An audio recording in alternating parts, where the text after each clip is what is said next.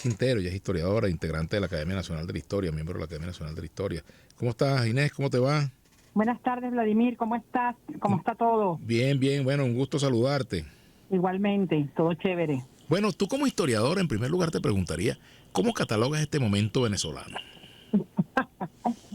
Momento cumbre, no, mira, yo creo que es un momento muy comprometedor, muy decisivo, muy incierto, de mucha tensión, o sea, yo creo que estamos así como en una emocionalidad de alta magnitud, ¿no? Uh-huh.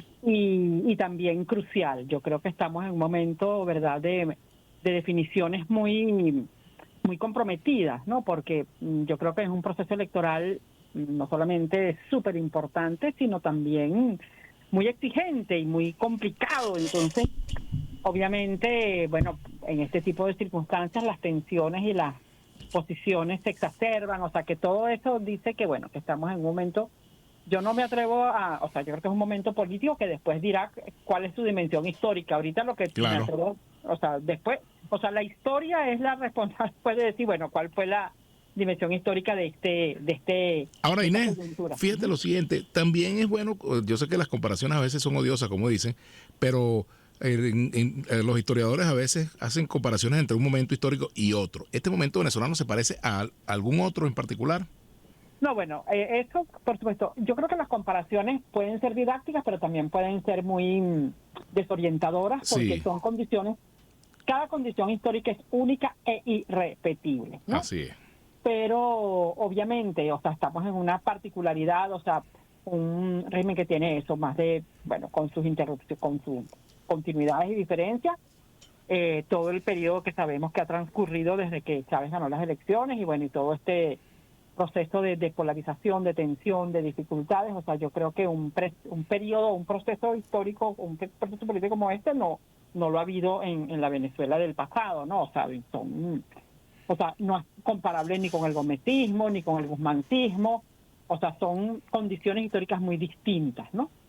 Y por lo tanto también el desenlace electoral tiene unas características muy distintas. Pero yo sí creo, a lo que me atrevería a hacer una analogía y una reflexión es los momentos históricos en que en situaciones críticas los venezolanos o los actores políticos han tenido la capacidad de llegar a acuerdos, ¿no? Yo creo que estamos más bien en un momento a donde lo que priva es de qué manera se puede dialogar o llegar a un desenlace que tenga resultados que conduzcan a un proceso electoral mediante eso, posibilidades de negociación. Hay quien cataloga eso el dialoguismo, ¿no? Uh-huh. Pero yo creo que no se trata de descalificar la posibilidad de agotar los recursos para que esta ruta electoral llegue a destino. O sea, yo sí estoy convencida de que ha habido momentos complejísimos en la historia de Venezuela, y ahí sí me atrevo a hablar del siglo XIX y del siglo XX, e incluso en este siglo XXI,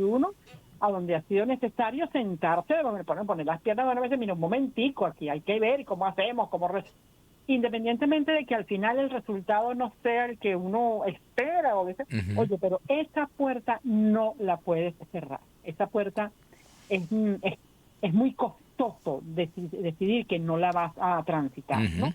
Así Y es. por eso yo estoy en la idea de que, mira, aquí hay que agotar todos los recursos hasta la última hora, hasta el último minuto, hasta la última oportunidad, porque a mí sí me parece que hay una voluntad. O sea, yo creo que aquí, más que pensar, y en eso coincido, ¿verdad?, con muchos de los planteamientos que se comparten desde el foro cívico, aquí lo más importante no son las cuotas de poder, independientemente de que sabemos que en todas estas transacciones las cuotas de poder están jugando un papel importantísimo.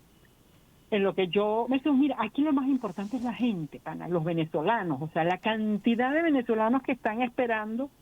Por favor, busquen una manera, que nosotros queremos ir a votar el 28 de julio por una opción que tenga un mínimo de sentido, por lo menos expresarnos y poder Uh-huh. manifestarnos Uh-huh. políticamente a Uh-huh. través del instrumento del voto, cuál es nuestra posición respecto a la situación política del país.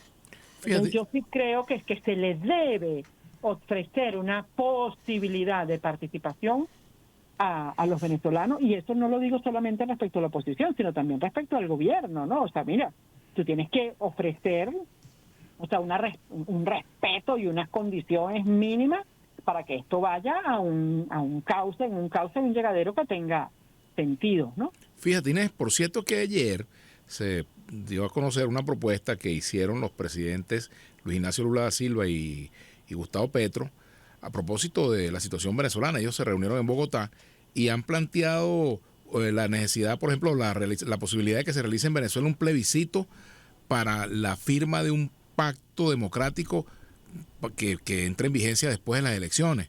Es una forma de quizás concretar acuerdos de gobernabilidad, de permanencia de fuerzas opositoras y de gobierno, quien quiera que gane. Es decir, el buscar compromisos políticos, democráticos entre los actores que están haciendo política en Venezuela. No sé si tienes una primera impresión sobre ese tema, y también me gustaría hablar sobre el tema de las sanciones, porque, bueno, tú y yo somos firmantes de un documento, hemos firmado también un documento en el cual se solicita que no se apliquen sanciones, pero que también se habla del tema de las condiciones electorales, la necesidad de que, bueno, las fuerzas democráticas se pongan de acuerdo, en fin. Sí, no, mira, verdad que es muy difícil tener una posición,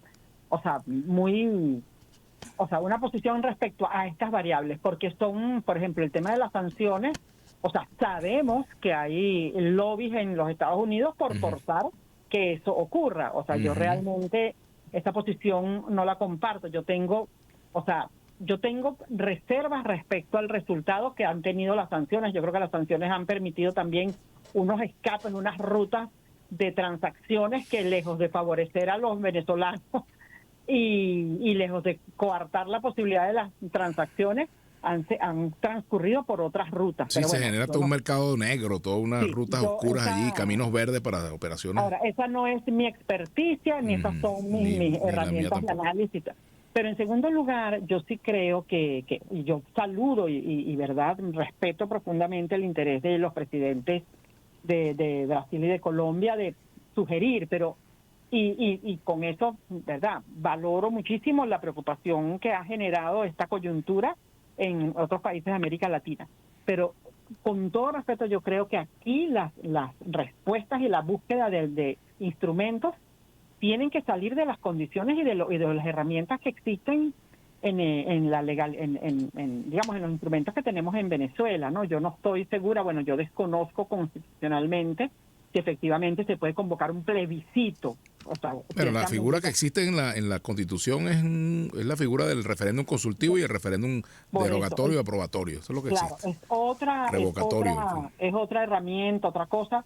Habría que estudiarlo, pero yo sí creo que ese tipo de propuestas deben estar dentro de la carpeta de posibilidades que forman parte de este importantísimo y necesario intercambio, porque ahora, si uno dice diálogo, si uno dice pero aquí tiene que haber un intercambio de pareceres, de opiniones, de voluntades, de transacciones, porque yo insisto mucho en que ha habido momentos, por ejemplo, cuando uno ve, y el otro día yo mandé un Instagram sobre el acuerdo de Coche. Mira, fueron 5 años de guerra, ¿no? No, es distinto, aquí no estamos en una guerra, es otra cosa, por eso insisto mucho en la posibilidad de las analogías. Pero allí había un engrinchamiento feroz, y que había significado, el desangramiento del país como consecuencia de una guerra. En eso insisto, son condiciones totalmente diferentes. Y ahí se sentaron los portagargantas de un lado y de otro, y dije, mira, vamos a bajarle 2, tenemos que buscar la manera de parar esto. Bueno, y ahí puso de su parte José Antonio Páez, y puso de su parte Falcón, y pusieron, y mira, y se firmó el Tratado de Coche, y se firmó el Tratado de Garantía, el Decreto de Garantía, y bueno, y por ahí se fue, y después vino Guzmán y votó fuego. Pero eso, yo creo, mira, y que son momentos muy decisivos, ¿no? Y bueno, y sé que se ha denostado y se ha condenado el pacto de Punto Fijo, pero mira, lo que se logró con el pacto de Punto Fijo, y no estoy refiriéndome exclusivamente al pacto entre partidos, sino a los acuerdos políticos que condujeron a la posibilidad de afianzar la democracia después del 23 de enero del 58, que condujo, bueno, no vamos a ir a otro momento a una constituyente, vamos a una constitución negociada. La negociación de la constitución de 1961, con todo lo que fue... Bueno, hasta el Partido Comunista la votó, fíjate, por ejemplo. Fíjate, entonces mira, estamos hablando de momentos en los cuales factores políticos que están en posiciones totalmente divergentes han llegado a una propuesta y dicen, mira, vamos a hacer esto, vamos a encaminarnos por aquí. Son insisto, momentos distintos, condiciones distintas, resultados distintos, no se trata solamente de una elección. Fíjate tú que cuando las elecciones del 58, que había la idea de un programa mínimo y todo, se acordó, mira, aquí no va a ser posible llegar con una sola candidatura. Bueno, cada quien sale a correr con su caballo, pero aquí está un acuerdo político que pasa por buscar la manera de que los resultados sean respetados. Yo creo que, y no solamente respetados, sino que quien gane conduzca las cosas en la dirección que está en este programa mínimo y estas propuestas de gobernabilidad que están planteadas aquí. Entonces, verdad, a mí sí me parece que pensando, insisto, aquí no estamos hablando de las cuotas de poder, de las digamos, de las tensiones, de las posiciones de cada candidato, de los aspirantes, de quienes están formando parte de los bloques de negociación. Aquí lo más importante es lo que representa la sociedad venezolana, lo que representan los venezolanos en este momento, que efectivamente las encuestas lo dicen la gente común. Queremos ir a un proceso donde tengamos la posibilidad de pronunciarnos, de manifestarnos, de expresar nuestra voluntad política a través del voto. O sea, y que se haya logrado eso, volver o mantener la ruta electoral ya, oye, es importantísimo, porque la otra cosa es, bueno, patear el tablero y ve cómo... Volver otra vez a escenarios que ya se demostró que no conducen a nada, sino a frustraciones, a violencia, persecución, rabia, pero no dejan saldo de ningún tipo positivo, ¿no? Y sí me parece importante, ¿verdad?, que haya la mayor participación y las mayores garantías también. O sea, yo sí soy de la opinión, porque esto no se trata, hasta cuando se está hablando de que haya presencia extranjera, o sea, en todo proceso electoral hay unas presencias que están apoyando ese proceso. Eso no se puede considerar injerencismo. O sea, quienes están participando es para apoyar el proceso, no para obstruirlo, para condicionarlo. Entonces creo también que frente a eso, cónchale, es importante tener una posición de mayor amplitud, pero insisto, esto pasa por la posibilidad de que esta negociación, este intercambio, esta transacción, esta manera de atender esta coyuntura tenga muy presente a los venezolanos. O sea, que verdad que se entienda que es una ocasión en la que hay una demanda política por parte de los venezolanos. Insisto, otro momento muy diferente, pero también que me parece importante, cuando murió el general Juan Vicente Gómez en 1965 y tuvo la oportunidad. Bueno, o sea, en el caso de Eleazar López Contreras no fue que él, fue la presión, la comprensión de una demanda colectiva de la sociedad que dijo, mira, nosotros queremos que esta cosa vaya en otra dirección, ¿no? Y bueno, y se votó con el pañuelo en la nariz la continuidad de la Constitución del año 36, y después vino todo el traspiés del año 37 y la expulsión de los políticos. Pero lo que se planteó allí fue, mira, tenemos que caminar en dirección a una transición, y eso no fue por un acuerdo político, fue una lectura de entender que la sociedad venezolana estaba demandando esa posibilidad, y se organizó, y se movilizó, y se organizaron las mujeres, y salieron para la calle. Oye, todo eso es una lectura que tenemos que tener presente en un momento como este, y tomar conciencia de lo que representan también las demandas de la sociedad, ¿no? Fíjate, Inés, tú hablabas del pacto de punto fijo, que tiene sus detractores, pero en todo caso fue un acuerdo político que funcionó durante muchos años, un acuerdo político empresarial, digamos, con distintos sectores, la iglesia, en fin, funcionó. Y fíjate que una coalición opositora, al día de hoy, faltando 2 días para que se venza el plazo para modificaciones en el tarjetón, no ha podido, pues yo no vamos a decir que es que no ha sido capaz, no ha podido por las propias contradicciones existentes en su seno ponerse de acuerdo. Quizás la oposición venezolana vive un proceso parecido al que vivió la oposición chilena en su tiempo, antes de que se pusieran de acuerdo, por cierto, en Caracas, ¿no? Qué ironías de la vida, ¿no? Sí, no, y bueno, y son momentos, ¿verdad? Como insisto, distintos, por supuesto, pero bueno, distintos y realidades muy distintas, o sea, porque eso, también la complejidad de los sectores de la oposición en Venezuela tiene que ver esto también con los desgastes, las heridas, lo que ha representado no ha sido poca cosa este tránsito de todo este proceso que ha transcurrido en Venezuela en estos últimos años, pero yo creo que también ha habido o sea, los actores políticos están también condicionados por lo que ha sido la capacidad de esta sociedad de organizarse, de movilizarse, de exigir, o sea que los actores políticos no pueden estar solos y no pueden estar ajenos a lo que es también, o sea, la dinámica de la sociedad. O sea, aquí están las organizaciones de los derechos humanos, las organizaciones gremiales, las organizaciones, todo lo que se engloba en un paquete más o menos amorfo, pero importante, que es lo que llamamos comúnmente la sociedad civil. Pero la sociedad civil es mucho más que un conjunto de organizaciones. La sociedad civil son también los ciudadanos, desde la Junta de Condominios, o sea, la gente, ¿verdad?, quiere participar, quiere activarse, y de hecho lo está haciendo, porque muchas veces pensamos, no, que aquí no está pasando nada. No, cuando uno viaja, cuando uno está en contacto, cuando uno está, hoy te das cuenta la activación que existe en todo el país de voluntad social, política, organizativa, de todo tipo en todo el país, para salir adelante dentro de sus particularidades y dentro de sus condiciones y dentro de sus situaciones, y haciendo valer la capacidad de la sociedad organizada para resolver sus problemas cotidianos y también sus aspiraciones políticas, ¿no? Por supuesto.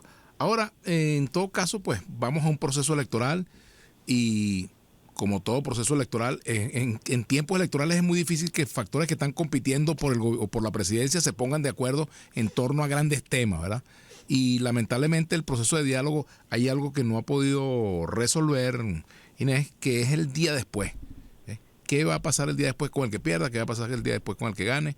O sea, ¿cómo un proceso de diálogo puede culminar, por ejemplo, con un proceso de reinstitucionalización del país, que es muy importante, o con comisiones de la verdad, no de la media verdad, sino de la verdad? Es decir, hay como que muchos temas pendientes en nuestra sociedad para poder hablar del inicio de un real proceso de reconciliación nacional. Mira, es que lo que yo creo es que ninguna cosa, ningún proceso es predecible en todas sus variables, ¿no? Pero bueno, tienes que empezar. De eso además existe, o sea, no estoy hablando, o sea, existen herramientas, existen instrumentos, existen, o sea, cantidad de posibilidades que permiten construir una ruta posible. O sea, yo creo que las experiencias, no solamente, no digo yo las experiencias externas, o sea, que las hay, sino también las propias experiencias que se han vivido en la sociedad venezolana, te permiten decir, bueno, mira, aquí es posible. Además, tú tienes para ello, oye, cantidad de organizaciones comprometidas dentro de la sociedad venezolana que buscan la posibilidad, que pueden y tienen la experticia para avanzar en eso, en posibilidades de todo esto que se llama la justicia transaccional. O sea, sobre eso hay, pero cantidad de opciones. O sea, no puede ser que la tranca también deviene en un hecho, bueno, pero y entonces y después, ¿no? O sea, yo entiendo que todo esto forma parte del conjunto, ¿no? Pero también hay que tener en cuenta que aquí hay un proceso electoral que se está planteando para julio, con una transmisión de mando que 6 meses después. 6 meses después. O sea, en esos 6 meses, claro, es un camino muy espinoso, pero también de muchísimos márgenes. Y yo creo, ¿verdad, Vladimir?, que aquí va a ser importantísimo que se convoque a la sociedad para que participe en la definición de esa ruta que permita eso, una institucionalización amplia, plural, que no venga aquí una cacería de brujas y mátalos y vete. Oye, o sea, no hay otra. Y para eso también, el otro día lo decía en una presentación de un libro, aquí se transitó entre el 58 y el 61. El instrumento jurídico fue la Constitución del 53, que fue la Constitución sancionada después del polémico proceso electoral del 52, ¿no? Entonces, claro, y se buscaron los mecanismos para que, bueno, mira, vamos a ver cómo hacemos para que esta Constitución, porque no se podía ir para la Constitución del 47, porque eso iba a ser iba a encender las pasiones. No se podía ir para una constituyente, porque eso iba a encender las pasiones. Y dice, bueno, mira, vamos a ver cómo hacemos para caminar con esto, que no es tampoco del beneplácito de los actores políticos que padecieron y que tuvieron las consecuencias que tuvieron luego del plebiscito de las elecciones del año 52 y lo que eso representó políticamente. Entonces, verdad, yo creo que eso, bueno, y no hay que olvidar tampoco lo que representó todo el proceso de pacificación y de incorporación de los actores políticos de los partidos que habían sido, o sea, que se habían tenido que ir a la legalización para volver a la legalidad. O sea, tenemos experiencias oye, de convivencia política que no son ajenas a la sociedad venezolana, o sea, que no tenemos que tampoco estar buscando catálogos ni decálogos en recetas extrañas, o sea, hemos sido capaces de construirlo nosotros mismos, ¿no? En el pasado. Entonces tú dices, cónchale, verdaderamente en este momento es profundamente significativo, demandante, prioritario, fundamental, que, cónchale, que se encaminen las cosas en esa dirección, ¿no? Así es. Bueno, Inés, te agradezco muchísimo. Inés Quintero, historiadora, miembro de la Academia Nacional de la Historia. Gracias por acompañarnos. Bien interesante. Bueno, Volveremos a gracias, conversar. Vladimir. Un Vamos gran a ver qué más abrazo. pasa. Saludos. Seguro, ya veremos. Bien.